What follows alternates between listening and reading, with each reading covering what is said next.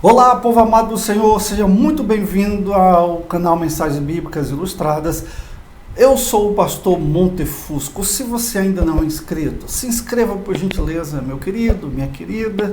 Deixe o seu like, faça um comentário e, se possível, divulgue para os seus amigos. Nós estamos agora na lição número 7, A Razão de Tudo é o título dessa lição. Sim, nós estamos estudando o livro Uma Vida com Propósitos, que tem muito a nos ensinar sobre como vivemos uma vida muito tranquila para a glória do nosso Pai Celestial. Vamos ao estudo. Então começamos aqui com Romanos capítulo 11, versículo 36, que diz: todas as coisas vêm única e exclusivamente de Deus. Tudo vive por seu poder e tudo é para a sua glória. A Ele seja a glória para todo o sempre. Não fosse a glória de Deus, não haveria nada. Deus fez o universo, Deus fez a mim, Deus fez a você. Tudo isso para a glória dele. Não podemos esquecer desse princípio jamais. Mas o que é a glória de Deus? O autor vai nos dar uma boa dica. É o que ele é. É a essência de sua natureza. Nós vamos entender mais. Onde está a glória de Deus? Nós encontramos a glória de Deus em toda a natureza e criação do Senhor. Os céus proclamam a glória de Deus e o firmamento anuncia as obras das suas mãos. Quando você olha para a natureza em volta, você olha para os animais, você olha para tudo que está criado, para mim e para você também, nós já entendemos que esta é a glória de Deus. Deus se manifesta de maneira gloriosa, poderosamente a todos nós por meio da sua criação. Tudo que foi criado por Deus reflete sua glória de alguma forma. Hebreus 1:3, o escritor aos Hebreus diz assim: o Filho é o resplendor da glória de Deus. Jesus veio à Terra de modo que pudéssemos entender completamente a glória de Deus. Aquele que é a palavra tornou-se carne, viveu entre nós, vimos a sua glória, cheio de graça e de verdade. Olha só, quando Jesus veio aqui, veio para nos mostrar como é o Pai, amoroso.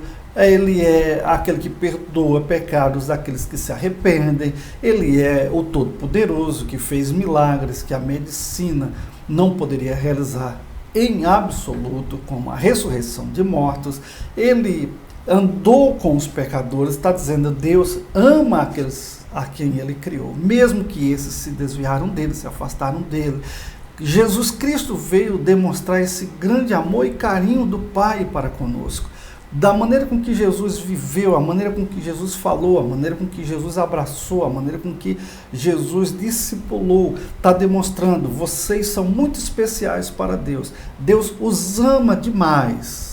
E há esse pensamento bem interessante, não há nada que possamos agregar à sua glória, assim como seria impossível aumentar o brilho do sol. Deus não precisava de mim, de você, Ele não precisava da criação para se sentir glorioso, poderoso. Não, Ele é majestoso em si mesmo, de eternidade a eternidade. Nunca, absolutamente, teve um tempo que ele estivesse sozinho, se sentindo meio apático, se sentindo meio que rejeitado, precisando de alguém para preencher esse vazio da comunhão. Não, o Pai, o Filho e o Espírito Santo estiveram em comunhão eternamente, eles eram completos em si mesmos. Porém, ainda que nós não possamos acrescentar nada à glória dele, nós somos instruídos a reconhecer sua glória, honrar a sua glória, declarar sua glória, louvar sua glória, refletir sua glória e viver por sua glória. Ou seja, nós estamos aqui para adorarmos esse Deus em espírito e em verdade, com todo o nosso entendimento, com toda a nossa força, com toda a nossa alma e com todo o nosso ser. E por que devemos fazer isso? Você há de perguntar. A resposta é porque Deus merece. Uma vez que Deus fez todas as coisas, Ele merece toda a glória. Está escrito em Apocalipse: Tu, Senhor e Deus nosso, és digno de receber a glória, a honra e o poder, porque criaste todas as coisas. Ele é digno de que nós possamos nos debruçar diante dele, nos curvar diante dele, nós possamos nos entregar corpo, alma e espírito inteiramente para ele. Agora, tristemente, em todo o universo, somente duas criações de Deus falham em glorificá-lo. Pela imagem você já pode ter percebido que são os anjos caídos, os demônios, e nós, pessoas. Nós que fomos criados à imagem e semelhança de Deus, fomos feitos para a glória de Deus, fomos feitos para que nós possamos desfrutar de Deus. De repente nós demos as costas ao nosso Criador e aceitamos a proposta de vivermos por nossa própria conta e decepcionamos e entristecemos o coração do Pai. Todo pecado basicamente consiste na incapacidade de dar glória a Deus. Amar qualquer outra coisa mais do que a Deus é com certeza errar o alvo. Por isso que Jesus Cristo diz que nós devemos amar a Deus sobre todas as coisas e ao próximo como a nós mesmos. Veja, Deus em primeiro lugar e também a sua criação, a coroa da criação, o ser humano criado para andar com Deus, desfrutar de Deus. Então, é dito que nós precisamos nos concentrar em tudo que fazemos, né? Como diz Paulo, quer comais, quer bebais, ou façais outra coisa qualquer, façam tudo para a glória de Deus, porque Ele merece. Então podemos dizer que esse é o pior pecado e o maior engano que podemos cometer. Porém, viver para a glória dele é a maior realização que podemos alcançar. Deus diz: todos eles são o meu próprio povo. Eu os criei e lhes dei vida a fim de que mostrem a minha grandeza.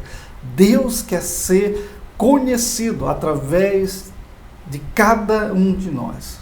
Nós fomos criados para refletirmos agora a glória do Pai. Logo, esse deve ser o objetivo supremo da nossa vida. Devo pensar e me concentrar em como vou agradar a Deus. Eu tenho que me esforçar ao máximo, entregar o que eu tenho de melhor para que Deus receba honra e glória através do meu viver, através do meu pensar, através do meu falar, através do meu caminhar.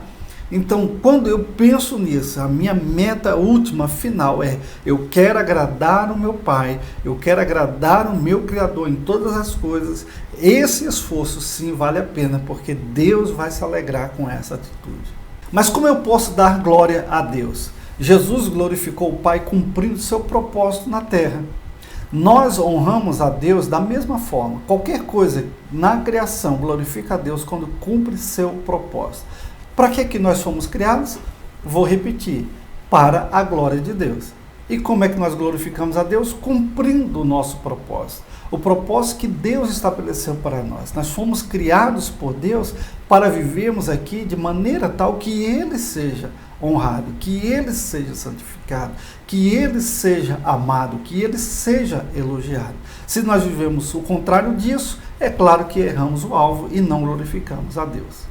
Então nós damos glória a Deus ao adorá-lo. Adorar é muito mais do que cantar e orar a Deus. É um estilo de vida, é apreciar a Deus, amá-lo e deixar que Ele nos use em seus propósitos. O exemplo disso está em Cristo Jesus, o Filho de Deus. A maneira com que Ele viveu aqui foi única e tão somente para cumprir o propósito de resgatar aqueles que haviam caído no pecado, que haviam dado as costas para Deus e se distanciado do seu Criador.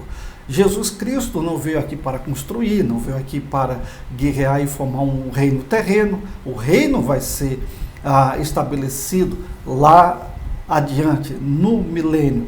Mas enquanto ele esteve aqui, ele disse assim: eu vim para entregar a minha vida em favor dos pecadores, porque o Pai estava nos restaurando, estava nos chamando de volta para Ele através do sacrifício do seu próprio Filho. E o próprio Jesus Cristo disse: a minha comida é fazer a vontade do meu Pai. Damos glória a Deus ao amar o próximo. Olha o que está escrito em João 13. Novo mandamento vos dou: que vos ameis uns aos outros, assim como eu vos amei, que também vos ameis uns aos outros. Nisto conhecerão todos que sois meus discípulos, se tiverdes amor uns aos outros. Nós damos glória a Deus ao nos tornar como Cristo. À medida que o Espírito do Senhor trabalha em nós, tornamo-nos mais e mais semelhantes a Ele, Ele que é em Cristo, e refletimos a sua glória ainda mais. O projeto de Deus para todos nós agora é que nós possamos seguir os passos de Cristo, imitando Cristo. É por isso que os primeiros seguidores de Cristo foram chamados pejorativamente, a princípio, de cristãos, que significam pequenos cristos. Também damos glória a Deus servindo a outras pessoas com os nossos dons. Os dons que nos foram dados com o propósito de edificarmos uns aos outros. Damos glória a Deus também falando dele a outras pessoas. Deus não quer que seu amor e propósito sejam mantidos em segredo. Deus não tem agentes secretos. Então a grande pergunta é: qual será o objetivo da sua vida? Viver o resto de sua vida para a glória de Deus exigirá uma mudança em suas prioridades, agenda, relacionamentos e tudo mais. E algumas vezes significará pegar o caminho mais difícil em vez do mais fácil. Então você tem que reformular todos os seus projetos de vida e aderir aos projetos de Deus para a sua vida. É diferente, não é pedir que Deus assine embaixo dos seus planos de vida, é você pegar o plano de vida de Deus e você assinar embaixo daquilo que Deus tem dito para você. Então isso vai requerer uma entrega muito maior, vai requerer que nós tenhamos pensamentos renovados, a maneira com que nós olhamos a vida e a maneira como nós a vivemos. Nós sabemos então, como peregrinos que somos, estamos aqui nos preparando para a glória, estamos aqui para engrandecermos a esse Deus glorioso, majestoso, cheio de santidade. Agora, para que você irá viver? Vai viver para si ou para Deus? O Filho de Deus, Jesus Cristo, nos deu o exemplo. Agora está angustiada a minha alma, e que direi eu? Pai, salva-me desta hora? Mas precisamente com este propósito vim para esta hora. Pai, glorifica o teu nome. Veja que Jesus, no auge do seu sofrimento, pela rejeição que ele haveria de sofrer há pouquinho tempo depois desse período que ele está no Getsemane, orando, e orou tão intensamente, dizendo: Pai, se possível, passa de mim este cálice, contudo, não seja o que eu quero, mas o que tu queres. Jesus está dizendo para nós que a vida vivida para Deus é vida de sacrifício, é vida de renúncia, e renunciarmos os nossos desejos, os nossos quereres, para que nós possamos de fato alcançar o propósito pelo qual Deus estabeleceu para a nossa vida, que é glorificar através das nossas atitudes, da nossa vida, o nosso Pai, o Todo-Poderoso.